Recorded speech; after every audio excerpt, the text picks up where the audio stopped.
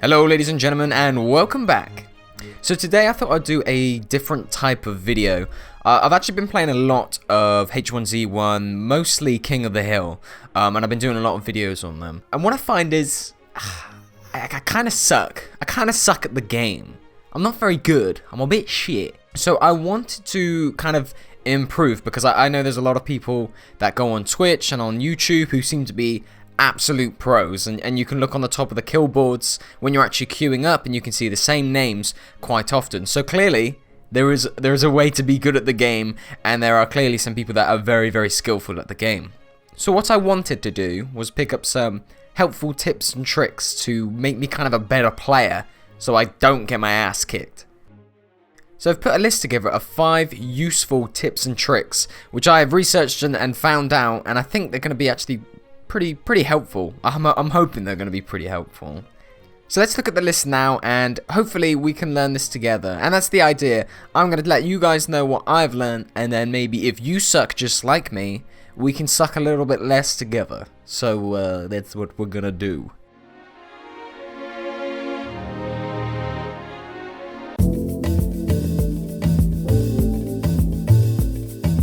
I've always noticed when I'm playing H1Z1 that when we're up in the sky, we're in the parachutes and we're landing, that there's always somebody landing faster than me. There's always somebody landing faster than me.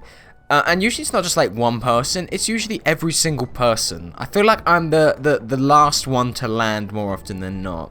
So it raised the question to me, is there a way to land faster? Now, in some of my latest videos, you'll see I've been trying to come down at an angle, because I feel it makes me go faster. And actually, when you research into it, it looks like it does. So apparently, if you angle your character at the ground, you will descend faster.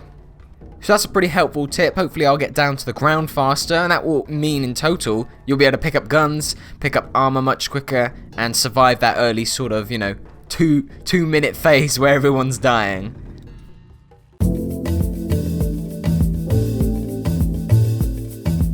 So I kind of always knew bandages were super useful in the game, but I didn't really realize you could rip up t-shirts and all that kind of stuff. So a suggestion was that if you go around and you find t-shirts, pick them up straight away and shred them into bandages. It's kind of obvious when you think about it, but I guess I didn't think about it. And you could do that with backpacks and all sorts of other items in the game. So that's one thing I'm going to try and do now, is shred up as much as I can, because bandages are really useful actually, and quite often I run out in videos.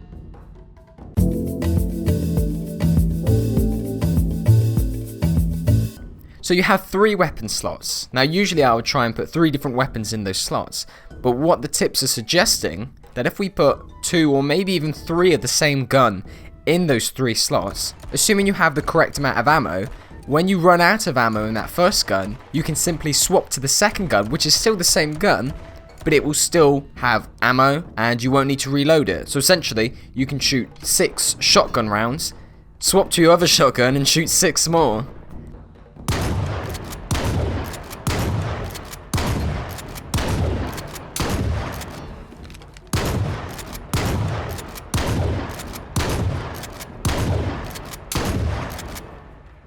There's been a few times recently where I've had to reload a gun in the middle of combat, mostly a shotgun, and the guy's got away and I've lost the kill, which has sucked, but that's the truth.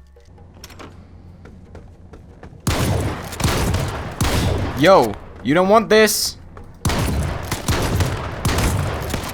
Oh my god, oh, I'm reloading. Holy shit, please? So the idea is you get to reload less basically, and you get to do more shooting, which is pretty damn cool.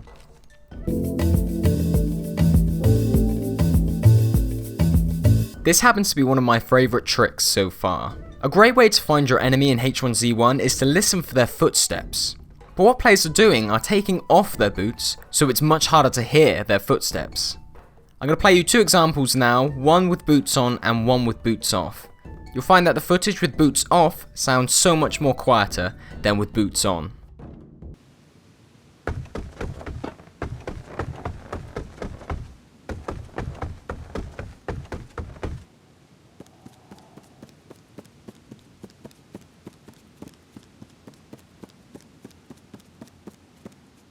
if you're more quiet, you've got a better chance of sneaking up on your opponent and taking them out before they take you out.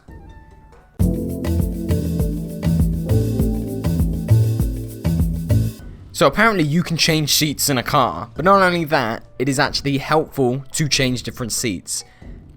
And the most obvious advantage is if you are sitting in the right seat or any of the seats behind you, you can actually shoot your gun, which explains a lot because a lot of the time a guy will drive at me and then start shooting me and I had no idea how he was doing it.